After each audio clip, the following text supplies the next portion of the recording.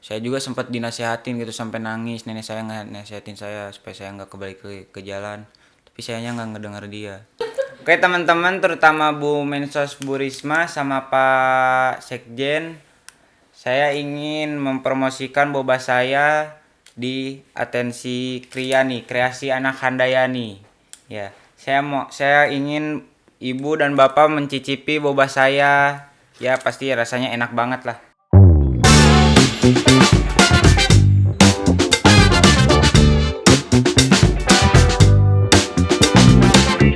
Selamat datang Arya. Selamat datang Ibu, terima Oke, kasih. selamat datang nih di podcast Atensi Bersama untuk Negeri. Terima kasih telah mengundang saya ke sini. Arya ini baru perdana nih datang. Pertama kali Iya, datang ke pertama podcast kali. ya. Iya. Berarti sebelum-sebelumnya belum nih? Belum. Arya gimana kabarnya sekarang? Kabar saya sekarang alhamdulillah sehat dan perasaan saya juga senang sih bisa diundang ke sini. Seneng ya, Iya, senang. saya juga senang ketemu Arya. Arya ini dari Balai Handayani ya? Iya. Iya. Arya ini salah satu penerima manfaat di Balai Handayani. Iya, betul. Udah berapa lama tinggal di Balai Handayani? Sekitar 10 bulan. Oh, udah 10 bulan. Iya. Nah, sekarang kegiatannya apa nih? Kesibukan kamu di Balai Handayani? Sibukan saya di Balai Handayani sekarang itu lagi bikin bisnis, Ibu. Wih, Iya. masuk Handayani jadi bisnismen ini? Iya. Bisnis apa sih? Iya. Pengen tahu? Saya bisnis boba, Bu, es. Oh, es Iya. boba yang lagi hits sekarang ya? Iya, tapi saya juga bawa sih ke sini sih, Bu. Oh, bawa? Esnya bawa, Bu. Wah, boleh Khusus dong. sih, ya saya sengaja bawa untuk di sini sih. Wih, ini kamu bawa inisiatif sendiri apa Iya, gimana nih? inisiatif sendiri Wih, buat dibawa boleh. ke sini. Boleh dong masukin bobanya. Nih aku Ya, pengen ini. lihat. Nah, oke, boleh kita lihat. Oh, ini wah, luar Ya. biasa. Aku ambil satu ya. Iya, silakan. Ini ada rasa-rasanya nih. Iya, ini ada rasa mangga, Wih. rasa coklat sama kopi gula aren. Wah, kalau yang ini di aku nih rasa apa nih? Itu rasa mangga. Rasa mangga nih. Teman-teman, sobat sosial, ini adalah karyanya Arya selama di Balai Handayani. 10 bulan kamu membangun bisnis ini akhirnya ya. Iya. Idenya siapa kamu pengen punya bisnis ini? Kalau itu sih dibantu sama itu juga pendamping saya juga. Oh, dibantu pendamping. Iya. Siapa pendampingnya waktu itu kamu? Waktu itu pendamping saya Pak Fajar. Pak Fajar. Iya. Oke. Wah, ini keren ini. Nah, ini yang rasa mangga. Mangga. Ini coklat. Coklat, kopi gula aren. Satunya lagi kopi gula aren. Nah, ini produk yang dijual di Sentra Kreasi Atensi ya. Iya. Wah, berarti kamu udah jalanin usaha ini udah berapa lama nih? Baru 1 bulan sih. Baru 1 bulan. Iya, baru 1 bulan. Keren-keren ini. Jangan lupa sobat sosial kalau mampir ke Balai Handayani, nih ada produknya karya Arya nih ya. Iya. Karyanya Arya. Namanya apa Arya ini? Itu Boba aja. Iya, boba. Boba aja pokoknya ya. Boba dengan berbagai rasa. Oke. Sebenarnya sih ada lagi sih boba love story juga. Boba? Love story. Oh, saya takut ini nanti akan mengalahkan kopi-kopi yang lain gitu ya. Ada ceritanya ini biasanya di balik ini semua. Sampai kamu akhirnya punya bisnis ini pasti bukan cerita yang singkat ya. Iya. Berawal dari apa ini hasil karya kamu nih sebagai pebisnis dulunya sebelum kamu kok bisa kamu ada di Balai Handayani? Saya dulunya sih anak pang, anak jalanan saya. Oh, anak pang. Iya. Alasan saya hidup di jalan itu karena broken home juga. Terus masalah keluarga. Jadi kan saya tinggal itu dari lahir nggak sama orang tua. Oh, dari lahir nggak sama orang tua, berarti Iya, sama nenek. Oh, tinggal sama nenek. Iya. Dari baru lahir. Pas lahir langsung sama nenek. Oke, lalu? Lalu saya kan tinggal berempat ya, asalnya. Cuman kakek saya udah meninggal. Terus jadi nenek saya kan jadi sendirian banting tulang kan. Jadi harus ngurusin adik saya juga, harus bayar rumah juga. Jadi saya punya pemikiran untuk gimana ya, mandiri gitu, pengen mandiri, nggak mau nyusahin orang tua juga, nggak mau nambahin beban nenek saya. Jadi saya punya pikiran mau hidup di jalan aja dengan cara ngamen gitu. Tapi sorry, berarti orang tua kemana? Orang tua udah pisah, orang tua saya. Oh, Iya, jadi makanya kenapa kamu akhirnya dititipkan ke nenek? iya, Itu karena orang tua kamu udah pisah. pisah. Berarti dari usia berapa kamu memutuskan untuk jadi anak pang? Dari kelas 6 SD. Oh, berarti saat itu kamu sempat sekolah ya? Iya, sempat. Cuma sampai kelas SD kelas 6 doang. Itu semester 1 udah keluar itu. Ya belum sempat lulusan ya Iya, berarti. belum. Terus kamu akhirnya memilih jadi anak pang. Itu kamu Iya. inisiatif sendiri atau ada yang ngajak? Enggak, itu saya inisiatif sendiri karena saya juga punya temen juga di jalanan gitu. Jadi saya minta minta minta jemputin gitu, ajakin saya ke rumah buat saya mau hidup di jalan gitu, mau ngamen gitu. Ya akhirnya saya dijemput sama teman saya, lalu saya pergi gitu ke jalan. Nggak nggak jarang balik gitu. Jarang pulang. Iya, Itu nenek kamu gimana pas tahu kamu nggak pernah pulang, nyariin nggak? nyariin. Cuman saya sengaja lost kontak sama semua keluarga saya gitu. Hmm. Iya. Waktu itu kamu jadi anak pang di mana? Itu di Tasik-Tasik juga, cuman saya suka berpergian kemana-mana gitu.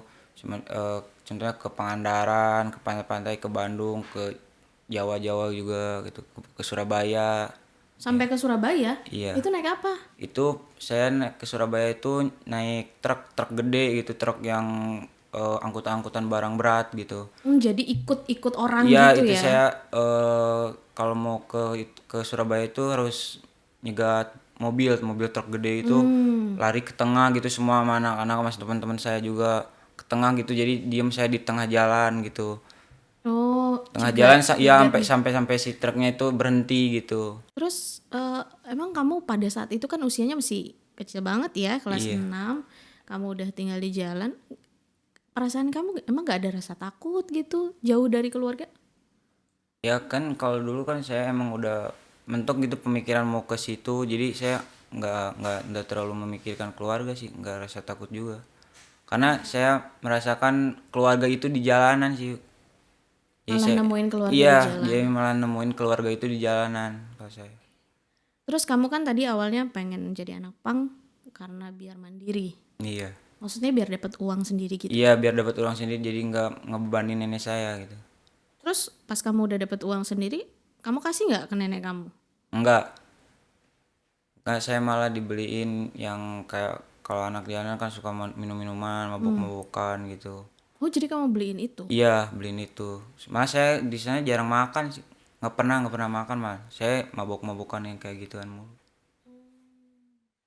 Berarti berapa lama kamu jalanin kehidupan sebagai anak pang? 4 tahun, sampai 4 tahun. 4 3 tahun. tahun, 4 tahun ya. Nggak pernah pulang? Jarang pulang.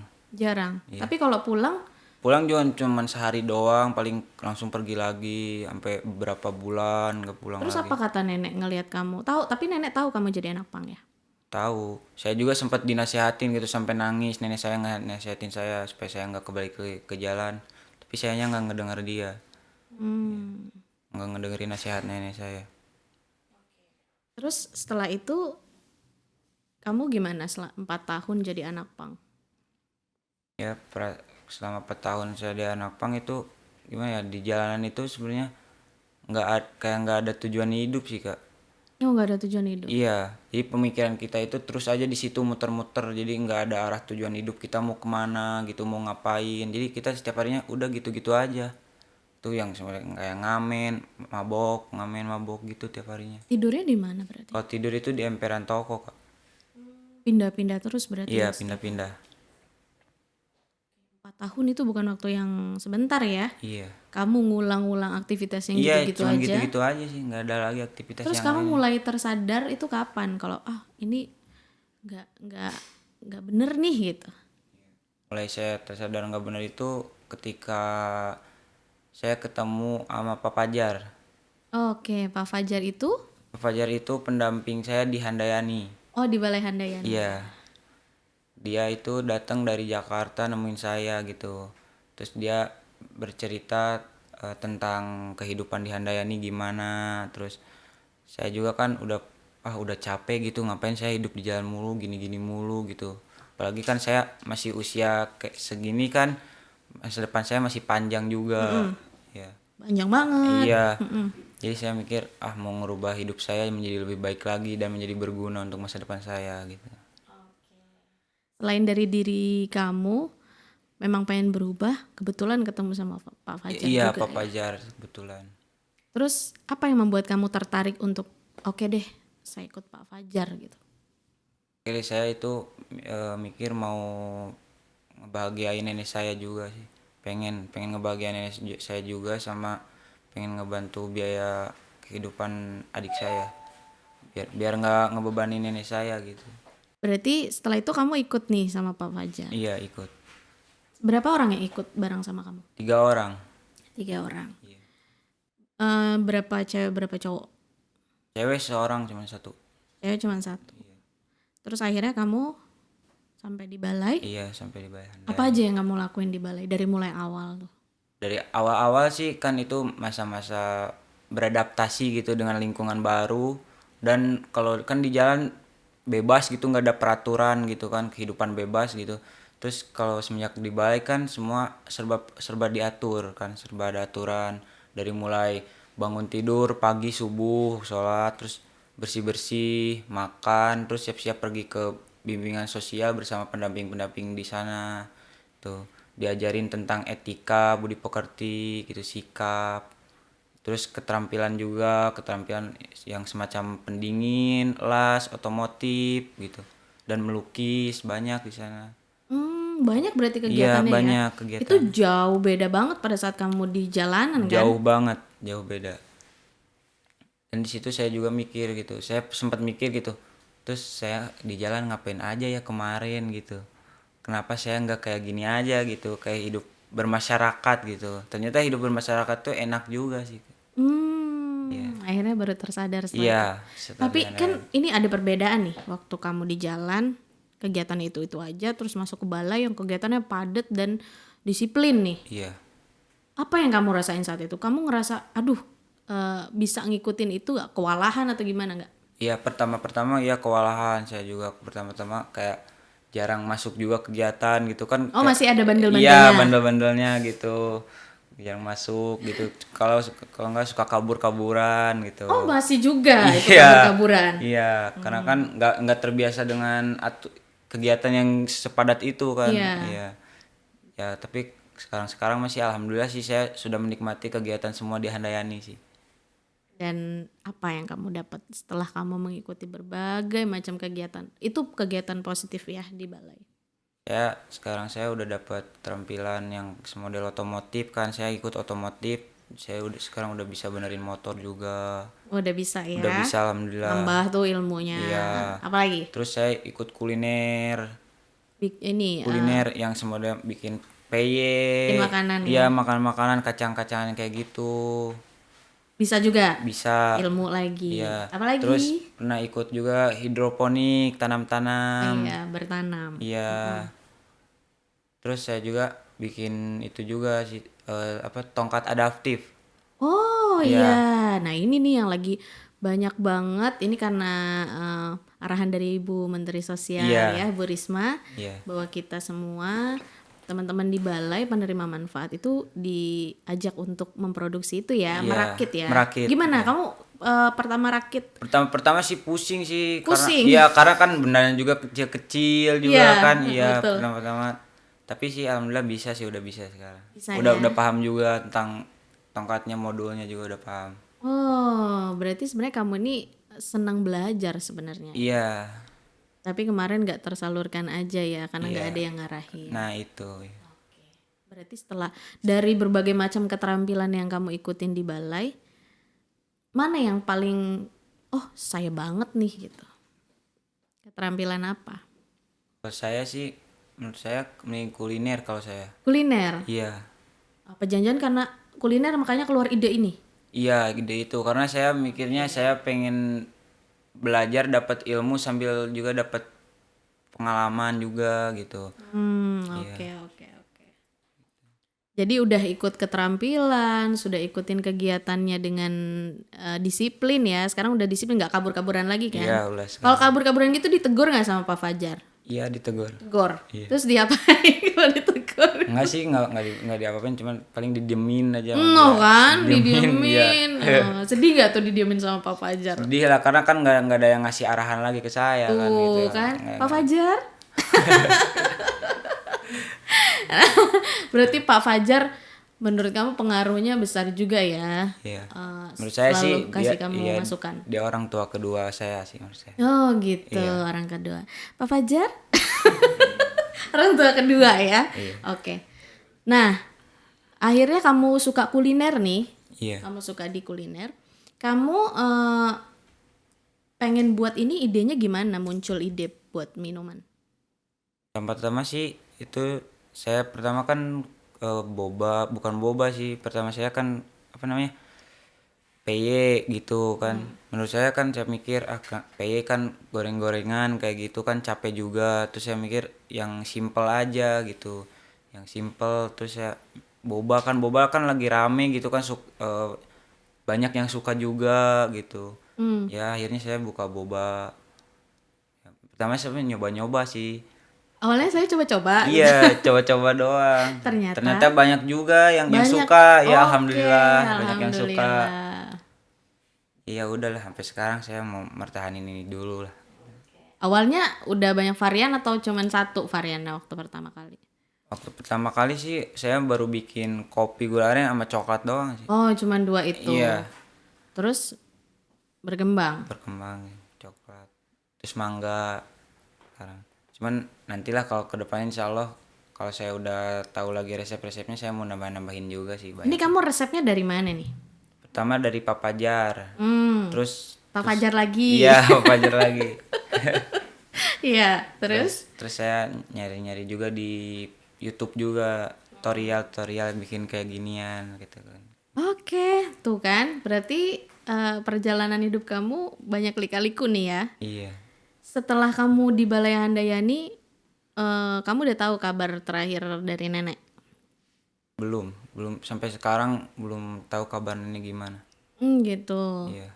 Berarti nenek juga belum tahu kamu udah di Handayani? Apa udah tahu? Kayaknya udah sih dari orang tua saya, dari bapak. Oh, dari bapak. Oh, artinya bapak tahu kamu di Handayani dari siapa tuh? Dari Pak Fajar. Oh, dari Pak Fajar. Awal-awalnya sih orang tua saya nggak tahu saya di sini. Soalnya kan waktu diteleponin sama Pak Fajar nggak pernah ngangkat gitu. Kayak nggak pernah gimana ya, kayak udah nggak nganggap saya gitu, udah nggak mau lagi denger nama saya gitu. Kenapa orang tua kamu sampai sebegitunya sama kamu? Ya saking kan dulunya saya bandel gitu Bu. Ya saya nggak pernah dengerin orang tua, suka membantah, pembangkang lah kalau dulu saya. Ya saking capeknya gitu ngurusin saya gitu orang tua saya. Jadi kayak gimana ya kalau denger nama saya itu kayak nggak mau gitu. Oh, oke. Tapi sekarang setelah tahu kamu di Tapi Handayani, sekarang dia udah alhamdulillah lah dengan saya udah baikan lagi kan. Dia juga udah lumayan lah bangga kepada saya. bangga ya, udah punya brand sendiri. Iya, alhamdulillah. Oke. Terus setelah kamu buat brand ini, berarti harapan kamu ke depan punya varian-varian lain lagi ya? Iya. Saya juga pengen juga berkembang dimasukin ke GrabFood juga. GrabFood. Iya, biarkan nggak cuman di dalam balai juga, jadi di luar kota juga bisa gitu. Berarti berkembang nih pemikiran kamu ya. Iya. Mudah-mudahan ya, aku doain ya. Iya, amin. Nanti aku mampir juga, ajak teman-teman buat nyicipin bobanya ala Arya. Jadi ini mau dikasih nama apa? Ini brand Atensi, tapi nama minumannya adalah Boba Love Story. oh my god. Boba Love Story. Oke, it's okay, itu bagus ya kan, Ren. Boba Love Story. Nah, ini kamu nggak mau nawarin yang lain nih? Cuma nawarin aku doang. Oh, iya. Oke. Aku penasaran ini. Aku pengen tahu caranya dia nawarin gimana. Pertama kali kamu nih, pertama kali kamu promoin ini gimana caranya? Coba aku pengen tahu. Hem. Oke, teman-teman, terutama Kameranya yang di mana ini, Mas? yang Oke, dimana? Oh, lihat yang di sini. Yes. Oh iya, Nah, nggak kelihatan soalnya. kayaknya dia Nggak tahu. kamera face ya. Oke teman-teman, terutama Bu Mensos Bu Risma sama Pak Sekjen, saya ingin mempromosikan boba saya di Atensi Kriani, Kreasi Anak Handayani. Ya, saya ingin ibu dan bapak mencicipi boba saya. Ya, pasti rasanya enak banget lah. Pasti. Wis. Dede. Ya. Mantul, mantap betul. Wes, oke. Ada lagi? Ya, kalau ingin berkunjung di boba saya, datanglah ke Jalan PPA Bambu Apus, Jakarta Timur, di Balai Anak Handayani. Terima kasih. Yeay. Nyobain ya. Hihi. Keren ya. Ternyata bisa promosi. Pantesan aja langsung laku. Kata dia kan laku nih, ternyata banyak yang suka. Iya, ternyata promonya juga ya. Iya. Tergantung promosinya. Sip. Aku seneng lihat semangat kamu, Arya. Ini berubah drastis kan? Iya. Arya yang dulu bukanlah yang sekarang gitu ya. Loh, bener kan? Iya, benar, Iya. Pokoknya Arya semoga selalu menjadi yang terbaik ya, karena Amin, kamu harus amin. tunjukin ke keluarga kamu. Amin. Ya. Harus itu harus. Kamu sudah berubah gitu. Arya Iya. yang dulu bukan yang sekarang lagi. Ya, oke. Ngomong-ngomong, ini pasti produk ini nggak lepas dari peran kepala balai ya. Iya. Kepala balainya siapa? Ayo, ingat nggak? Pak Sulistiadi Aryadi. Wes, udah hafal Bapak. Saya tuh penasaran nih sampai sebegininya. Pengen tahu penjelasan dari Pak Adi juga nih, gimana selama ini penanganan ke Arya, kemudian mendampingi Arya itu sampai sejauh mana, juga bagaimana Pak Adi juga mengajak Pak Fajar dan mengarahkan Pak Fajar untuk terus mendampingi Arya nih ya. Gimana kalau kita sekarang ajak Pak Adi ngobrol juga? Mari Pak Adi, in frame.